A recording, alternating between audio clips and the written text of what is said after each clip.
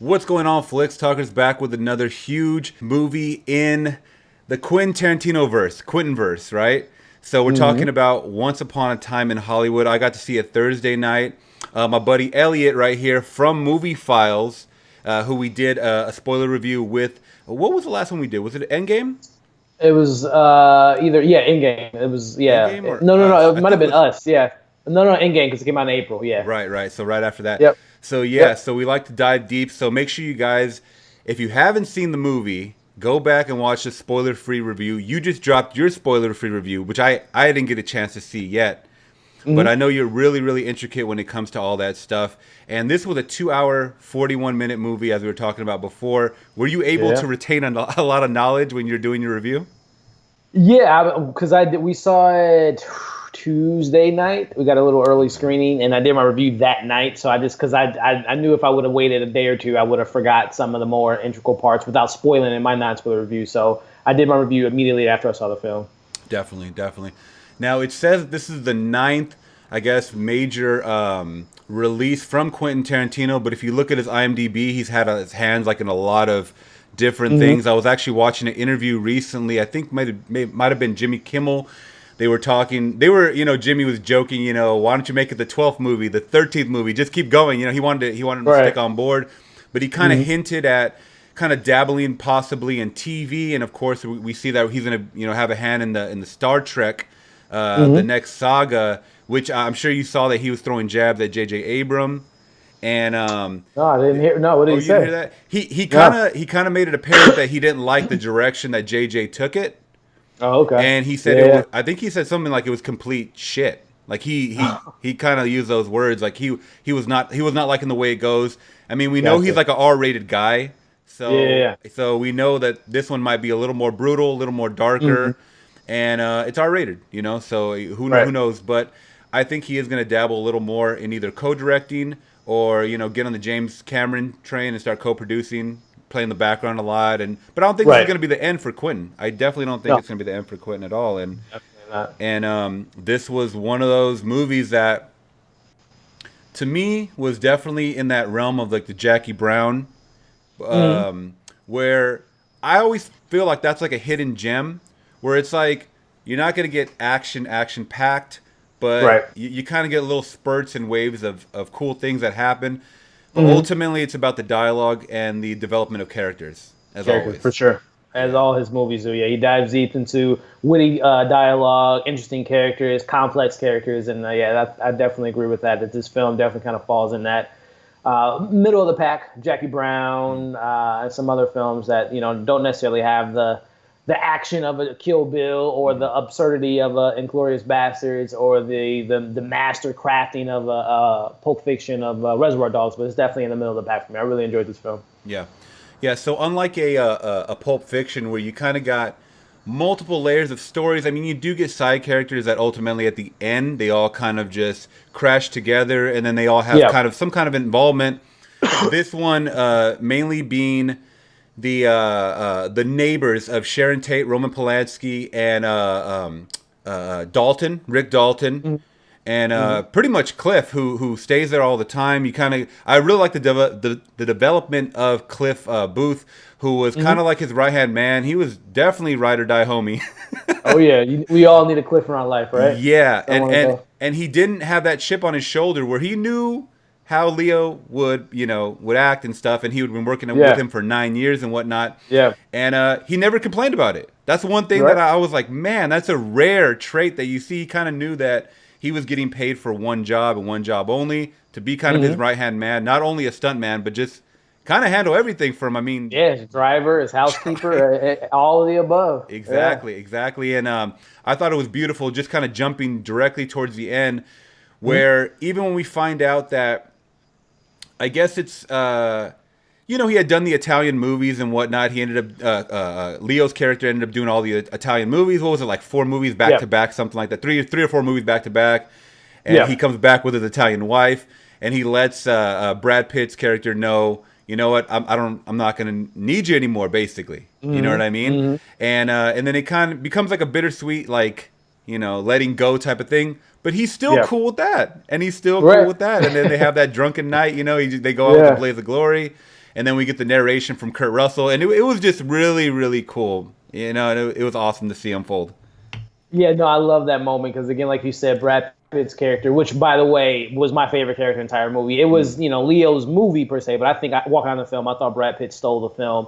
Yeah. And I mean, I just love Cliff's character, and like you said, he was just so nonchalant, just kind of at that point in his life where he kind of is accepting where he is, and obviously we see the opposite of Leo, where he's just trying to continue to search for his spot in Hollywood and transitioning into film, but. Yeah, that it was a film about friendship, and I think that was one of the big themes of the story is just kind of with all the ups and downs of Cliff's career or Rick's career, that Cliff was right there along for the ride and was like you said a ride or die friend, man, which is a great film of friendship, which we don't get nowadays. So yeah, and it's really cool to see. I guess the focus more on the stunts, the actual people behind the stunts. Because that's something that a lot of movies don't talk about. I mean, of course, with Death Proof, and we got that cameo from Kurt Russell in this one. That one was pretty much about a stuntman who lived that like his day-to-day life. But this Stuntman Mike, and I really hope there was a correlation between Stuntman Mike and the Kurt Russell character. I don't think there was. I mean, I think it was kind of like a nod. Yeah. But even their interaction was interesting, and that kind of jumps to the clip that I saw online, which there's not a lot of actual scenes online. Like a lot of the studios like to release full minute, 2-minute scenes and whatnot. I could only find maybe, I think, one, other than the previews and stuff. But there was that Kurt Russell interaction with Brad Pitt's character, and that kind of leads to a question that wasn't answered in the movie. Did Brad Pitt murder his wife? That is a very interesting question. That was something that Morgan and I talked about on our ride home from seeing the film, which, Quentin Tarantino does that in the film. I'm thinking of Pulp Fiction, where we never know what's in the case throughout the whole film. He kind of leaves those little breadcrumbs or unanswered questions. But for me, if he did kill his wife, that kind of makes me kind of go back on this character being my favorite character, because he might be a murderer. He might have killed his wife. Or it might have been an accident where, they were clearly on the boat and they might have bumped into a rock and he might have shot her in the stomach, but who knows? I love that he kind of leaves that open and never really answers that, which Quentin Tarantino does a great job of kind of make us wonder what do we think about these characters and their true intentions. Yeah, especially that balancing in that scene where you get a lot of flashback, kind of cuts back and forth, narration overlaps and different things. But the scene where they're referring to is, Brad Pitt on the boat, and he positions the spear gun perfectly to where it kind of, and they cut, so you don't know what happens. Yeah. But you see Brad Pitt's character as someone that wouldn't do that, so you don't really necessarily know what to think. And then you even get another mention of it when he's about to fight Bruce Lee. He goes, "Hey, killer, he goes, hey, this guy killed his wife and got away with it, right?" Yeah. So that was such a great scene too, the Bruce Lee impersonation, I guess you can call it. But I really love that scene too. Yeah. Yes, and jumping just to that scene, what did you think of the portrayal of Bruce Lee? Because I did see a couple of reviews on that where people, in particular the Asian community, felt that it was a bit stereotypical, but someone that grew up on, I don't know if you did or not, but I grew up on a lot of Bruce Lee films, so of course I watched a lot of the interviews and him kind of jumping, from China to Hollywood. In those days, I was even talking to my dad about this earlier because he's a huge Bruce Lee fan. He felt that later in his life, when he was getting Hollywood, he was very eloquent with him speaking.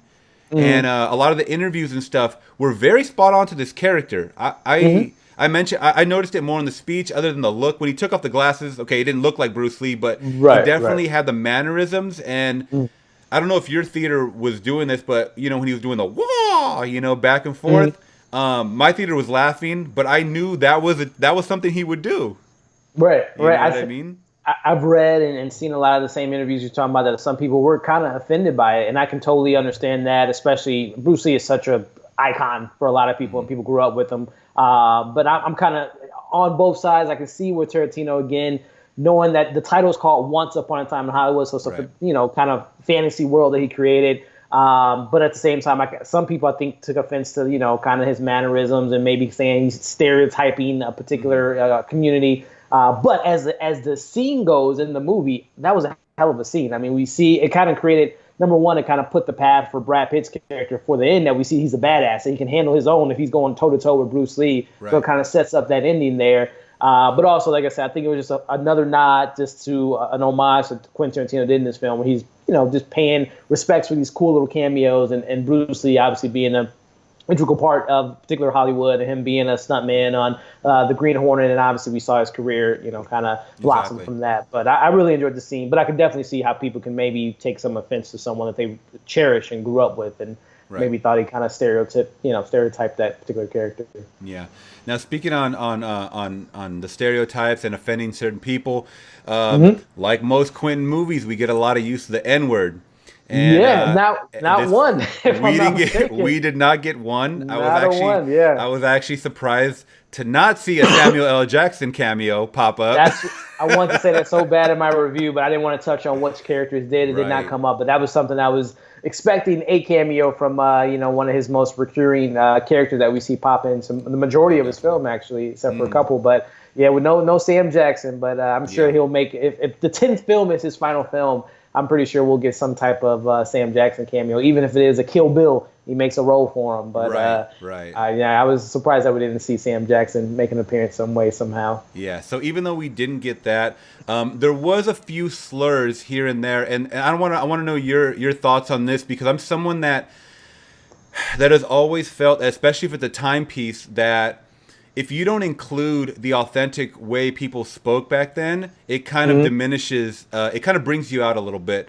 So there was, I noticed that Leonardo, when he was filming that scene where he had the child on his lap, he does make a Mexican slur, a racial slur. And then also when they're talking about the Native Americans, they say something about there's a movie that's, I guess, referred to, it's a fictional movie called like Red Blood, something like that. It's like, Red Blood, Red Skin or something, or like the only good Indian is a dead Indian. They do talk about that, and I feel like, his character, Dalton's character, he mentions that he's from Missouri. So you got kind of those deep roots around that time, and it kind of shines through in his acting. So I feel like if they were to cut those scenes just because people would get offended, it would kind of lose authenticity in 1969. I don't know. That just might be me. No, I'm totally in the same boat with you. I mean, it shows President in his films. You think of Inglourious Bastards. I mean, there's a Jewish, Nazis. I mean, he doesn't shy away from that whole event that's going on, even though it's fictitious to the events that took place at the end of the film, Inglourious Bastards. Right. You think of Django Unchained. They did not hold back. I think it holds the record for the most N-words ever in the movie. Right. Some people got really offended by it, but some people was like, that's the times. How is he going to have a movie about slavery and not mention the words of how, white people would throw that word around? So I think it's totally like you said. It's authentic to the times. He's not saying it's a good thing. He's not saying that we should still use those verbs, those words now. He just, this was the time that we were in. So I totally agree with you. It's just authentic to the timeline. Yeah, especially like directors like Spike Lee. I think he's one of the biggest ones that brought it up, that about the use of the N-word and not liking the Django. Not liking Quentin's portrayal in Django. But once again, we have to know where we came from to to just kind of move forward, because if you see that, you just think, wow, like we have evolved brain wise a little further. I mean, at least most of us have, you know what I mean? And it's, I think once again, you have to keep, especially for the timepiece, you got to keep it real to that subject material, and there should be no backlash, but behind that. And and another thing that had been talked about, which that I'd seen on the panel, I believe it might have been at Cannes, was the whole Margot Robbie thing. That they were saying that she was underutilized. I even saw that in a recent review on Collider, saying that Margot Robbie was underutilized, but I felt like her character was meant to be a side character. Even though Sharon Tate's death was a huge part of that era, especially them being on Cielo Drive. All of that makes sense. But I think that this was all building for her redemption at the end. So we can cheer for what happens, ultimately in the end. So what did you think about Margot Robbie in the film? So actually, in my spoiler-free review, I brought that up. I was kind of on that fence, and I felt like I wanted to explore more of the character. And I Mm. thought, so kind of backtracking. I know when the announcement came out that he was making this film and who was going to be involved, Margot Robbie as Sharon Tate and Charles Manson, and everyone, their ears perked up, and people got a lot of, really nervous. I believe it's the 50th or close to the 50th anniversary of when those events took place. But Yeah. I really was thinking that, okay, if they're going to bring her in the movie, it can go one of two ways. He's either going to show those events and maybe twist it on his head like he did in Inglourious Bastards and pull, I don't know, I was just envisioning in my head that Bruce Lee was going to maybe fight Charles Manson and Cliff were going to team up and they were going to kill all the Manson family, which didn't play out that way. Yeah. But at the same time, I almost feel like, and I love Margot Robbie. I think she's a great actress. I think she's a great person in Hollywood and she's building her own path. But I almost feel like she almost didn't even have to be in the film to a certain extent. Again, I know the time era that we're in, but again, it was a fictitious timeline. So I don't even know why we had to incorporate that particular storyline. Right. Because at the end, it does have a somewhat of a playoff. Like, what if Margot Robbie or Sharon Tate would have survived, had her kid? They didn't even really play out that scene. But, I'm kind of torn because, again, I love Margot Robbie. I thought she was great in the role. But I felt like there wasn't really that much meat to what she was integral to the storyline, other than Rick Dalton wanting to meet her and obviously maybe use her friend potential friendship as him getting more into movies. But Right. I don't know. I'm kind of on the fence about it. I really thought that she really didn't have that much to do or explore different avenues of this character. I totally agree. And Yeah. that's one thing that I didn't mention really. I just said that I felt like her role was enough. Anything else would have been taken away. We would have been focusing on way too many characters. And this movie has way too many characters as it is. It almost does, yeah. Yeah, yeah. You have a lot of castmates, and we'll go over that in a second. But Yeah. for the majority of the movie, the large chunk, you just see Sharon Tate in the movie theater. Did you notice that? I mean, Yeah, like that- as half all of her, half yeah, of her as scenes these- were in the theater. yeah, as these events are unfolding, she's still in that movie theater, and then she finally gets out when everything, all the shit goes down at the ranch with the Manson family, and a lot of this is pretty much a span of one day of Rick Dalton just kind of trying to revitalize his career back by ultimately that improv scene where he's yelling at himself in the mirror in his trailer, which was an awesome scene. If he doesn't Phenomenal scene. yeah, if he doesn't win some Love type that of scene. role for award for this role, man, Yeah. I'm gonna be so pissed, dude. They're Yeah. jacking him on that. But yeah, I can see where you're coming from with where her part wasn't really needed other than the ending of the redemption, and he wanted to do. I think Quentin wanted to just to give her death a little more meaning. You know what I Sure. mean? The whole Yeah. redemption factor. If he wasn't gonna go the actual death, he had to kind of do a revenge factor type of thing, or a different twist on it. Right, right, and I and mean, that's more or fine. less too. I mean, he didn't tarnish her legacy. It portrayed her as someone that a lot of people said during her times on in Hollywood that she was just a rising star, and she was just such a great person and things of that nature. So we didn't see that blossom in her career, obviously. But also too, on the flip side, as far as negativity in regards to using her character, it was more of almost like a plot device, because we obviously knew her being the next door neighbor to Clifton, and and obviously how that final scene played out. Again, you can think there's so many different ways to think of how her character was portrayed, but again, at the end of the day, I think Quentin handled it as best as he could, and in someone else's hands, they might have used that as a way of showing the brutality of her murders. And I know, like, I don't know if you watch American Horror Story, but a couple seasons ago, they really did a very bad job of portraying what happened to Shannon Tate that night and everything. So it was tough to kind of handle it. So I applaud him for doing it and doing it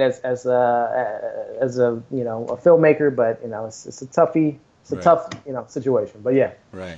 So along with our main characters, I talked about some of our side characters. So someone that really wasn't pushed as much, we got to see. I totally forget her name. I'm sure you know from Stranger Things season 3, the one that works at the.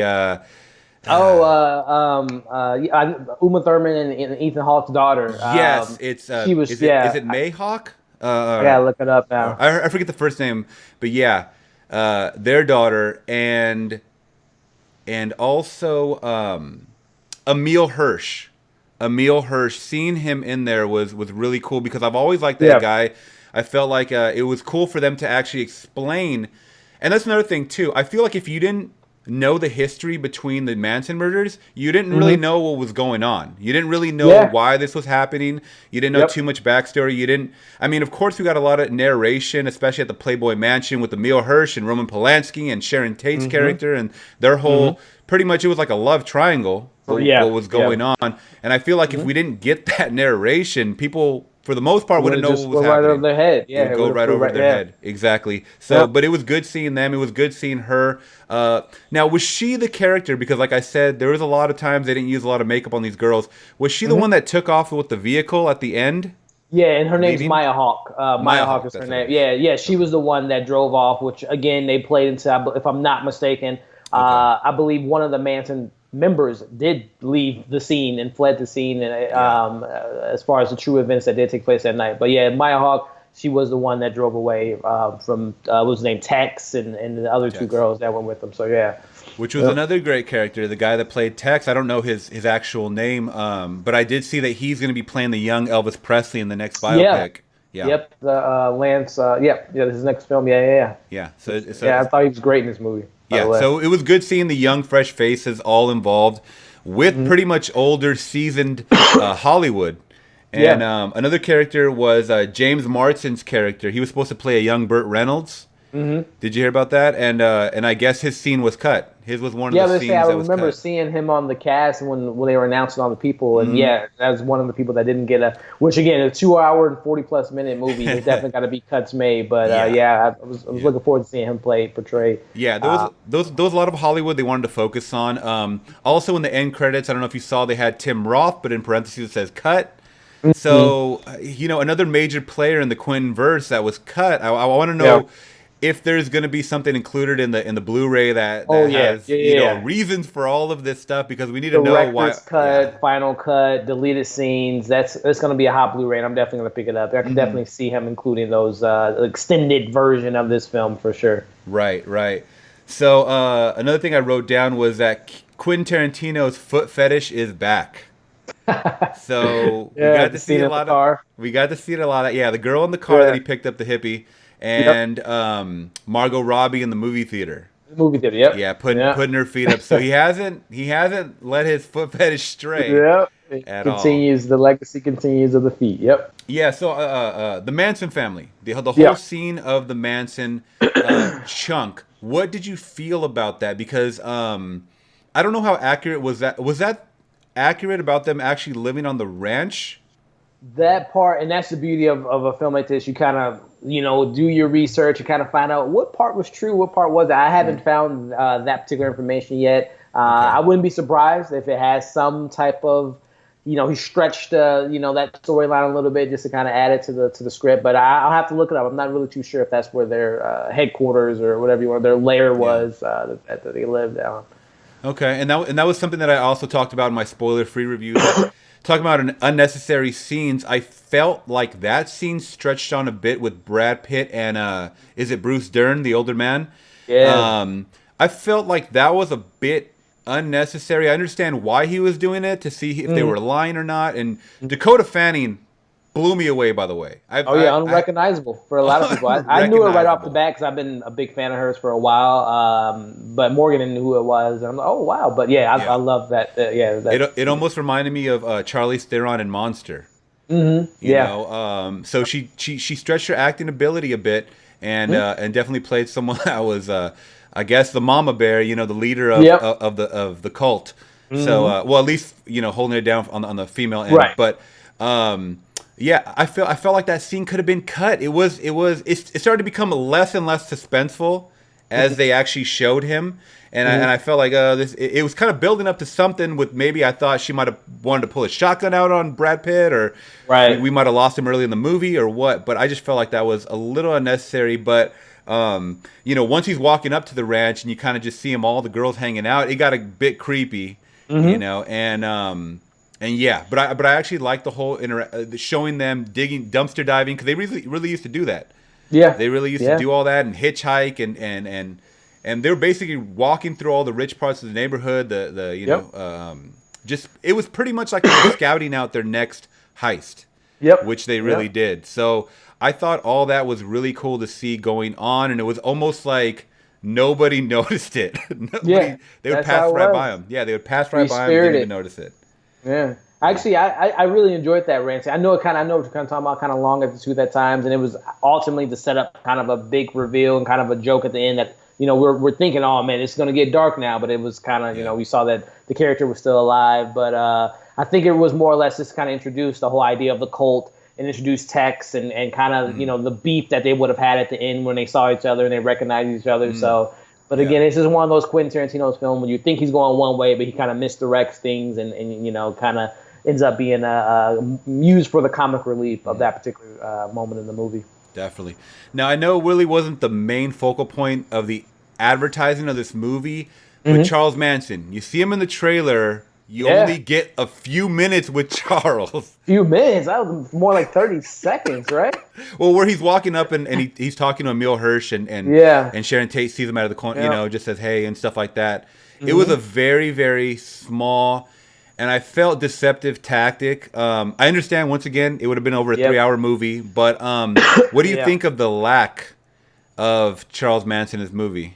Again, I think, and this is one of the few times that I think Quinn might have had restraints and kind of holding himself back. Because again, we know that what he did with Hitler and Inglorious Bastards, he held no things back. I believe he shot him 1,000 times in Inglorious Bastards, and obviously what he did at the end, how they handled the slaves getting out of the Django and everything. He doesn't hold back. When he has someone has done some violent things, he does not hold back. So I was very surprised that he didn't have more scenes with Charles Manson. And again, my initial thought was that the final scene might have played out that would have Charles Manson was actually the one that went with his cult and tried to, and again, the true story of it, they weren't going after Sharon Tate. They thought there was a old associate of his that lived in the house and they obviously had moved out. So I thought that they were going to maybe have him wrap it back around and we were going to get a Charles Manson being taken out by Bruce Lee, but obviously that didn't play out. But I was very surprised that he didn't include Charles more in the story. But again, I think the whole thing is very touchy. It's a very tragic incident that happened many years ago, but I think that he could have included more, but I don't blame him if he didn't want to incorporate more of that, one of the most disgusting human beings Right. that ever walked the earth. So it's Yeah, really it's interesting. and that was another thing too. I mean, other than unlike Inglorious Bastards and Django, we're talking about Yeah. people that have perished and died. So him killing them off, they weren't alive at the time. I believe. Did Charles Manson die last year or was it 2 years ago? I'm gonna have to 'Cause look it up. I believe it was a couple years ago. yeah, because I know because I wanna say that this might have been after he had died that they were Mhm. started filming this. So I mean I don't know if he was alive during the filming of this because that might have changed his perception a little bit. Like Yeah, November 2017 is when he passed away, or okay, when they so that was killed good. him. Yeah, Okay, and so which makes perfect sense that he was probably writing the script, pre-production right. was going on. Exactly. Yeah. Right. And my girlfriend had made a good point too is that I believe some of the Manson family girls are out and most of them are still alive. Yep. Yep. So that's another thing too is I would wonder. I mean, I don't, I wouldn't want to dig deep, but I wonder what their take on this movie and their portrayal in the movie, especially the girl that gets torched at the end, brother. Oh yeah. I mean, you can look at it one of two ways because I know I was watching a Collider review as well. I know they had mentioned I can't remember who brought it up, but some people feel like Quentin Tarantino handles his female characters kind of violently as far as how they either die or how they're portrayed at sometimes, and they felt like the Tex character went out within seconds, but the two girls went out very violently. And I know some Right. people have kind of they keep an eye on that on Quentin Tarantino's film, how he handles female characters, but Yeah. I looked at it as like they were just hard to take out. They were, I don't want to say strong women. They were psychopaths, but they Yeah. were rough. They didn't go out as easily as Tex did. I mean, with Brad Pitt bashing the girl's face in the fireplace, and obviously the torching, which was a great payoff for that one Yeah. scene with Leo's character. But no, it was interesting how they perceived how Quentin Tarantino portrayed them on the screen. I mean, I yeah. very violent. Yeah. I really enjoyed that scene very much because once again, it's all leading up to if you already know how these murders played out in real life, it's Yeah. that much more satisfying that you want to see these characters, even though they were real characters in life, kind of get their paid dues. Like they got what was coming to them in the most violent way. Whether Yeah. it was females or not, I don't look at it Right. like that. I mean, if they Right. were if they were three men total, I Yep. would have still been cheering like kill these suckers. You know what I mean? Like Yeah, yeah, in the yeah. most brutal way possible. And I did see that Collider thing too, and Yeah. that's one thing that I didn't like that they brought up is that of course they're trying to, but he's done this and he's had it flip side. I mean, with Death Proof, where they murdered the shit out of Kurt Russell at Kurt the end of the movie. Russell and So like it's say like, Hitler and yeah, Hitler once again, and he has this brutality factor where he every time he's interviewed about it, he goes, "Look, this is a movie. We leave it on hmm screen. I'm not really hmm talking about like I have a fetish for killing women. Like, yeah. you know what I'm saying? So it's hmm I think that really needs to get thrown out of the window, and it's kind of a dead horse they keep beating, hmm but." Let's just jump right to so we don't make it too long. Let's just jump right to that final, I guess, ending scene. Unless you Ooh. wanted to talk about something else before we get to that. No, I mean that third act was everything, and I think for some people that might not be the biggest Quentin Tarantino fan or just a fan of film, it's either going to make or break their experience of the film. For me, I knew what I was getting into, seen all his films, own all his films, so I was just waiting for that third act to explode, and for me, it delivered in the best way possible. Yeah. It went off the rails for the best way possible in my eyes. I love that final third act. Yeah, yeah. So scene, so pretty much started off with them coming home drunk, celebrating, hmm kind of like them returning from, I believe it was Italy, Yep. and Brad Pitt smoking that acid laced The acid cigarette, waste cigarette, yeah. which I thought we could have got like a psychedelic scene possibly. You know, Right. once he started kind of waving his hand and tripping out a bit. hmm But this was someone that was so focused that even on an acid trip, he The could most, do so much yeah, damage. It was a trip. exactly. It was a real trip, no pun intended. But hmm he had that dog, his pit bull Oh, on which lock, under I don't. control. Best dog awards. I don't know if it goes to Best. John Wick's dog or if it goes to this dog Yep, here. That dog, Brody, I think his name was, if I'm not mistaken. That I think dog so. eats, Yeah. awesome. Yeah. Yeah, so once all that went down, I was Yep. very satisfied. I felt that, and that was another cameo too, which was the Italian wife of is it Lorenza Izzo? It's Eli Roth's wife. Yeah. Yeah. Yeah. Yeah, from Knock Knock, and she was also in hmm Green Inferno, which I really liked. I feel like she's always an actress that kind of gets thrown in these horror movie roles because that's all Yeah. she Drama actress. kind of a Yeah. scream queen, a little bit. hmm So, but I really like her, and it was kind of cool seeing her on scene. I thought she was gonna get stabbed, is what I thought, because they were kind of waiting a little bit too long.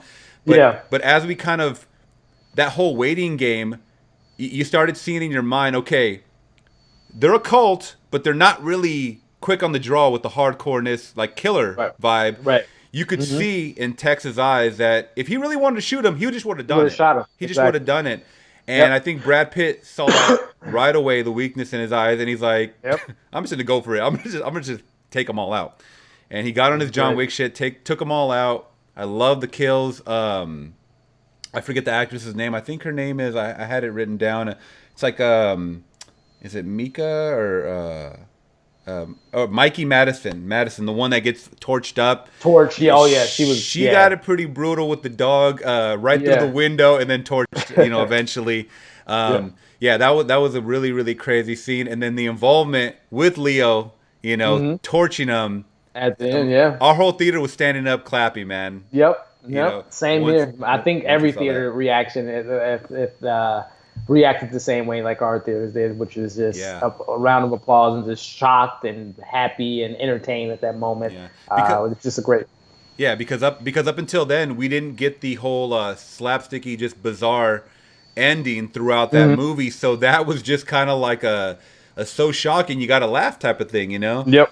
over Yep. the top. But that was our Inglorious Bastards ending. It was. And I was Yeah. very very satisfied. So ultimately, we get to see Leonardo DiCaprio kind of the foreshadowing in the beginning, him talking about hopefully I'll get, invited to one of their parties one day, and then he gets to Mhm. talk to Sharon Tate, Yep. and then meet her. He walk through the gates. I thought that was really cool. Kind of the gates Yeah. opening slowly. Open up. Yeah. It was almost Yeah. like the entering heaven for him because Yep. it was The pearly gates. Yeah. it would have been if we would have got a sequel to this, we would have got to see that he probably would have worked with Roman Polanski and just Mhm. revitalized career really blow up. yeah, Yeah. blow up because Quentin had said in an interview a lot of the times the TV stars would try to transition to movies and it was tough for them. It was It was looked down upon. It was, we which is so crazy now, the dynamic of the TV and flip. movies, where these movie stars are wanting Mm, to be in TV shows, yeah. and these TV show stars like, no, I'll stay on my series, and Hmm. really don't want to go into these, these films unless it's a Marvel film or Exactly. DC or Star Wars. So it's crazy how the The, places have changed. yeah, the parallels are still there for the most part. So, that being said, I did not see your spoiler free review yet. What did you give Once Upon a Time? I gave it was almost a masterpiece for me in my eyes. I gave it like a 4.8 out of 5. Again, my negatives were the Sharon Tate and Margot Robbie's kind of lack of dive into the character. I did feel like there were moments, some scenes could have been slimmed down, Yeah. as far as like the behind the scenes of them making the movies and some of the characters, the outside characters. Like normally, what I love about Quentin Tarantino films is even though a character might have a scene or two, they're integral to the storyline. I just feel like it was almost too many cameos, and it took away from the like building the world that they were establishing. But outside of that, the chemistry with Brad Pitt and Leo were great. I love the subtlety in Leo's performance with his stutter, how he only kind of stuttered when he was nervous. That's another thing that I didn't even touch on, but I Yeah, noticed it throughout the whole movie. I'm sure a lot of people did too. yeah. What was with the stutter? I mean, I know that's him being very unsure about himself, but it was never something that was explained through the movie. Which I actually love. Again, that's the thing of Yeah, Quentin Tarantino. It's just a character trait. It's just yeah, a little twitch or a little, something about the personality. But I thought their chemistry was great. And again, we all know going to a Quentin Tarantino film, it's going to look good. The soundtrack's going to be awesome. Yeah, like you said earlier, he's going to be authentic to whatever timeline, whatever story he's telling. So it was a really enjoyable film. It was one of our most anticipated of the year, and it lived up to my expectations for without a sure. doubt. Did you get those Django vibes when he was doing the scene with Timothy Oliphant when they were filming that movie? Did you get that little hint of what was it, Mr. Candy from Yeah, Django? I mean, and yeah, also that one scene with that little girl, which I can't remember her name. She is Mm. someone to keep an eye out for because I thought that was a great scene when Yeah. they were talking on the books, and then when she told him she was that was the greatest acting she's ever seen. I love that. And I was reading an article too that Quentin, which again he's kind of all over the place, like, oh, I'll do Star Trek, I'll do Kill Bill 3, and then I'll retire. But I heard that he's thinking about, when you mentioned doing TV, Mm. that he wrote like 3 episodes for the show that Leo was on, and he might want to bring that show to a streaming service and do like 7 or 8 episodes of that bounty hunter show, because he actually No wrote way. three. Yeah, he wrote 3 episodes just to have it, make it feel authentic and feel I like it was real in the world. And he I wants did to actually hear. maybe do that. Yeah, I which would be did crazy. I did hear behind the scenes that they actually had full episodes of Hmm. that, but I didn't know if they were Yep. going to be included in like in a Blu-ray or where they were going to go. But damn, that would be Yeah. awesome if that really does happen. Yeah, I mean, again, he's just we're never gonna see him not do something, have his Oh, hand in for sure. TV or movies, but that'll be interesting if he does make that into a 7, 8 part Netflix or Hulu Hmm. or whatever type of series, Yeah. 5 or 6 years down the road. Which I doubt Leo will come and do that role again, but we can Uh-huh. obviously spin off to some other characters. But Yeah. no, I thought, yeah, I really enjoyed this film. Yeah, I think once he's all settled in, because he did on Jimmy Kimmel a couple days ago say that, you know what, I'm newly married. I want to have a family, man. So I Oh, understand wow. he wants to relax for a couple years, Yeah. but don't hit us with these epic masterpieces every 4 or 5 years. Yeah. Jump right into TV and get on a good streaming service where you can kind of just express yourself as much as possible, and Hmm. and kind of translate those screenplays to TV, like Yep. full episodes, and I Hmm. would love to see that rather than him focus so much energy on movies. Sure. Because I mean, Yeah. before we know it, man, we're all gonna be old, man, and we're gonna be Yeah. waiting for all these movies in between. And Exactly. I think he should make that jump. But so my next question is, where do we rank before we give our top? Because remember, I was talking to you, Yep. and that this was so hard for me to do, to kind of rank my top Quentin Tarantino movies. I've always tried to do it in my head. I have to write it out on paper because it's so Yeah, I damn got my hard. list right here. Yeah. Yeah. So where does Once Upon a Time in Hollywood rank in the Quentin verse? So right now, out of the 10 films, I know that he just recently came out, said Kill Bill 1 and 2, or he looks at it as one film, which I can completely see that. But right now, it falls as my number 6 Quentin Tarantino film, Number kind of right in the 6. middle of the pack. Right below, kind of doesn't kind of get in that top tier with Pulp Fiction and some of his other ones, but it's definitely, I enjoyed it more than The Hateful Eight, The Death Proof, Jackie Brown. So it's right in the middle of the pack for me, number 6 Right. right now. Okay. So mine was a bit higher.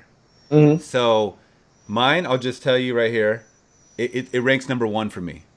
Number It, one, it, it Quentin does Tarantino. rank number Wow. one because I used to watch those Pulp Fictions over and over again. I think my Yeah. heart is for some reason, I got a little more invested because this is based loosely on a true story Right. as far as the times go.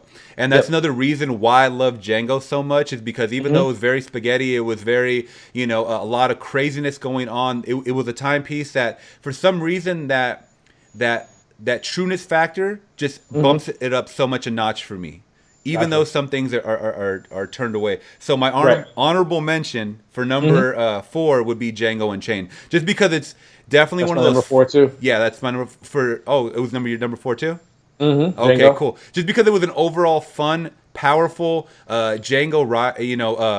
Hopefully we get that Django. That's another thing too. Is the Django and Zora movie. Zorro, yeah, the Yeah, the spinoff, yeah. yeah, so I don't know if that's going to be, if you've heard, if that's going to be like a straight to streaming, or if that's going to be a major motion picture thing, or if I think that's it's going straight to the theater. I think okay, they have okay, a writer and I think they have a director attached to it, and he's going to be executive producing it and okay, having some input on it. But yeah, that would be really yeah. interesting to see how that film plays So out. that was a cool character rise that I loved Hmm. seeing. I loved his interaction with Christoph Waltz in that movie. Hmm. Number three for me was Reservoir Dogs. Hmm. So Gotcha. Reservoir Dogs and Pulp Fiction have always been like it's always been that, Back and forth. which one is better. Yeah. Even though you get a lot more going on, a lot more characters in Pulp Fiction, that one setting of Reservoir Dogs, and of course him being his kind of like breakthrough movie, Hmm. besides Hmm. like the True Romance movie and stuff. Hmm. This one, something about Reservoir Dogs, the character development, the heist factor, the dynamic of it all, and in one setting, it Hmm. just left a very big impression in my mind.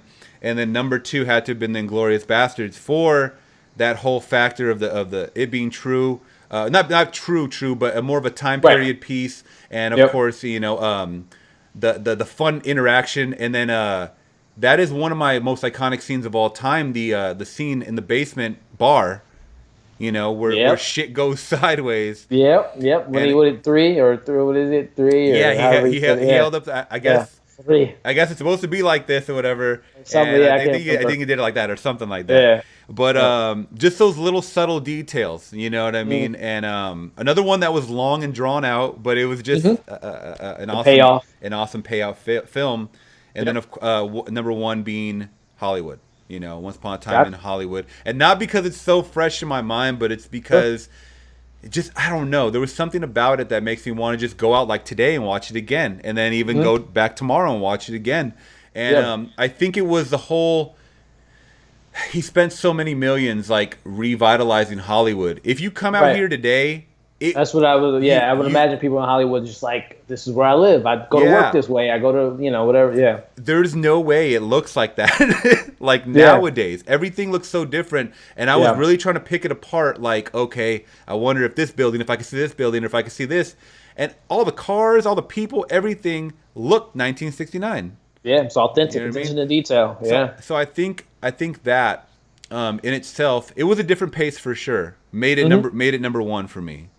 Gotcha. So, and I know a lot Yeah. of people are going to disagree with me, and they might not even be in their It's top your three. list. It It's might, your list, though. yeah, it Yeah. might not even be in their top three, but I think for sure that this was the most satisfying to me.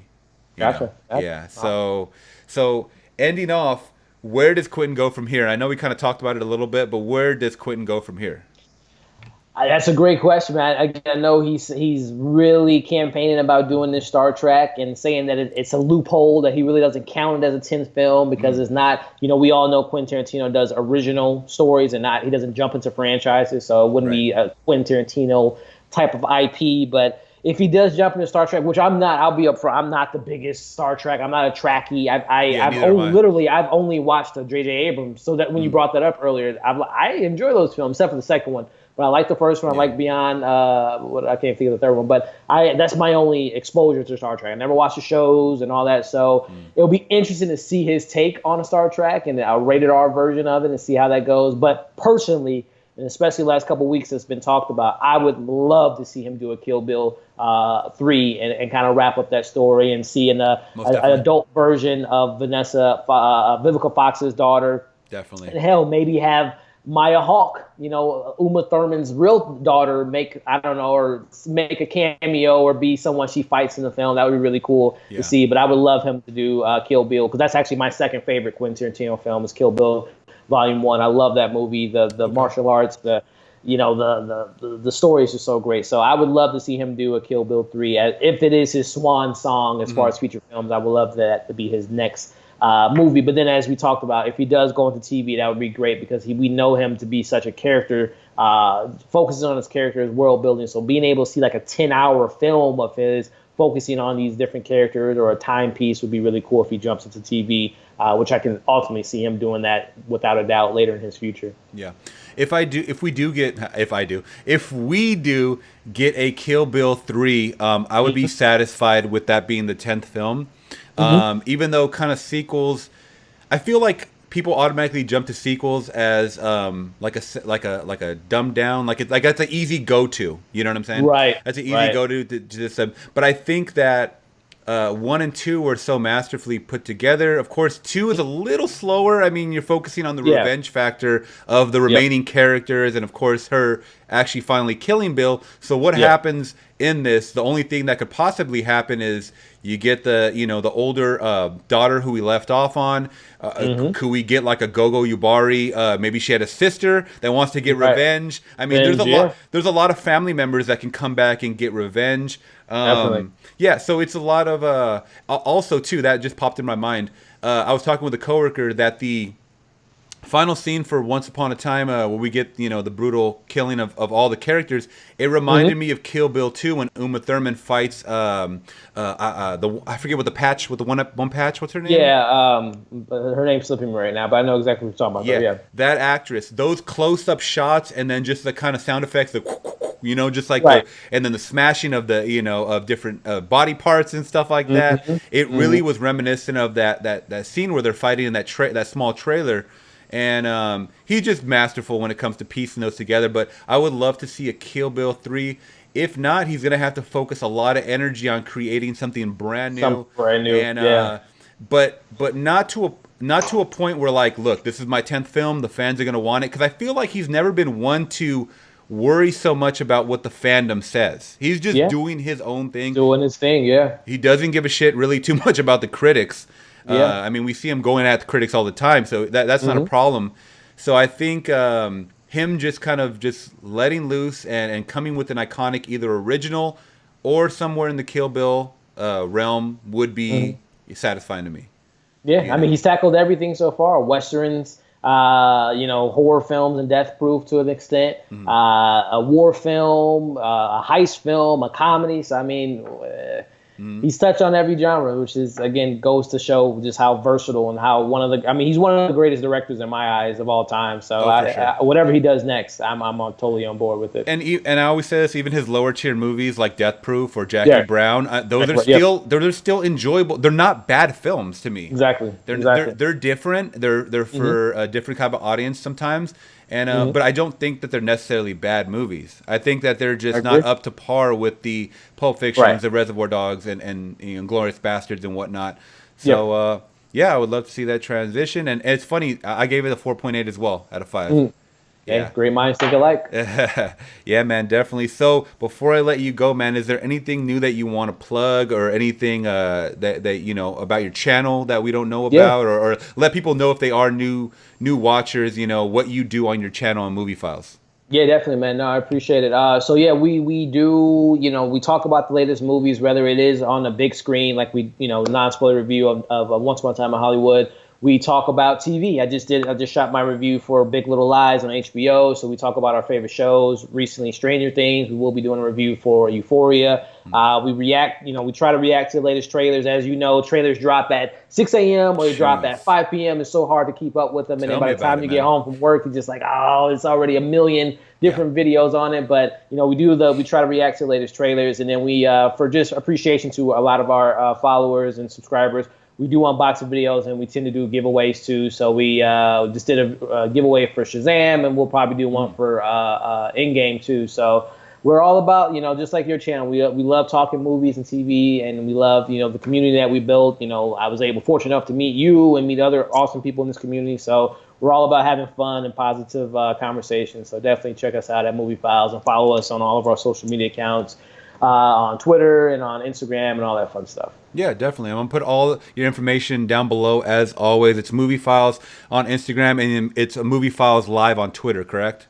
Yes, sir. Yeah, yeah. So we'll put all that down below, guys, so you guys can check him out. So yeah, it was fun talking this movie with you, man. And Yeah. what's gonna be your next movie? Did you have one in your queue that you're gonna be watching? It's probably a film that's going to be ridiculous on every sense of the word, but I'm probably going to check out Hobbs and Shaw next week just because I'm a big Rock fan. Growing up watching him as a wrestler and transitioning to film has just been awesome to see. So that's probably next on the list. And then from there, I can't think of anything else outside of the horror films. You know, super excited for It Chapter 2. I know you didn't really like the trailer, so I remember seeing your trailer reaction. So you know what, with It Chapter 2, I think it's going to be a good movie. I just think the trailer wasn't well presented. Did you see the runtime of the film? They announced the No. other day. What is it? 2 hours and 45 minutes. Longer than Once Upon a Time. 2 hours and 45 minutes. And I mean, right now, the very early screenings have been nothing but great that they've said. Because I think I'm really involved in the It world. This is going to be a very dark. I'm one of the people that didn't think the first It was scary just because I grew up with horror films and it takes a lot to scare me. But I was very entertained by the coming of age and the storylines, and Bill Skarsgård was awesome. But I legit think this will be a fantastic horror film. It's going to get very dark. It's going to surprise a lot of people how dark they're going to get in this film. Oh yeah, I'm actually really excited for that one too. Despite my trailer reaction, it's just it comes down to the whole presentation of everything. I know it's going to be a phenomenal film because the teaser itself I thought was a little better and kind of creeped me out a little more. The first movie I thought was very, very scary, and even though it was a little darker than the actual TV movie, I grew up on that. I thought it was actually well, obviously, I mean, times have changed. You know, CGI gets better, and all these editing skills get a lot better. And I thought that this was a cooler follow up than maybe like a remake, like Pet Sematary. I wasn't a fan of the Pet Sematary, the newest one, as much as I was the original. Even though even though we talked about that main guy and a lot of that had a lot of its, we had gripes with it and whatnot. But I think this Ed Chapter 2 needs to be the final nail in the coffin. I don't want them to do what Hollywood does. If it makes money, we're going to get multiple sequels.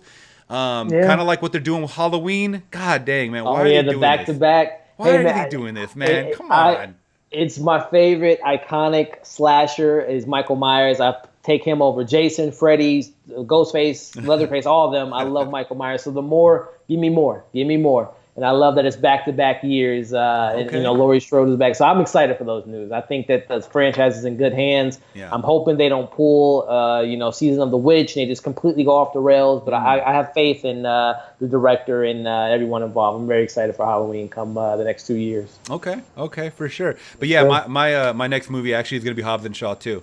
Gotcha. So I'm excited for it. Man. Yeah, we had reserved. Yeah, we had reserved our tickets for that, kind of knowing how bizarre it's going to be. It's going to be, just kind of. I know what I'm getting into. Yeah. You already know what you're going to get yourself into. I think the audience score is going to be very high. I mean, I showed you my movie card. That's another thing, guys. If you guys go on his Instagram, he does these movie cards. Is that what they're called? Postcards or movie cards? Movie scorecards. Movie scorecards where you can actually predict along with Movie Files their predictions, and then just kind of like, what do you think the audience score is? What do you think? How much money it's going to make and whatnot? It's a real fun thing he does pretty much weekly, right?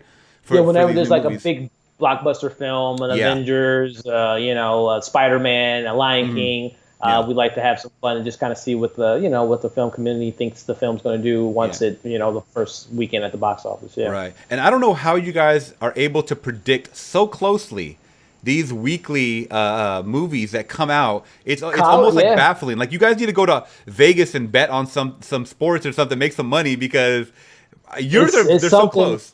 Yeah, it's something. In college, I actually had a course that was not necessarily box office focused, but like how producers think about their films and how they're going to market it. So that was one of the things that we talked about in that class, was like every week we used to do box office predictions, and we used to do like, okay, based on this horror film, what did The Conjuring do versus another. So it's something that I love doing week to week, and I have so much fun doing predictions, and it's something that I have a lot of fun with every week. Well, you guys are good at what you do. I love your channel. You guys need to keep it up. Keep knocking out as much content as you can. Who cares if the trailer reactions are late? Just keep doing them every day.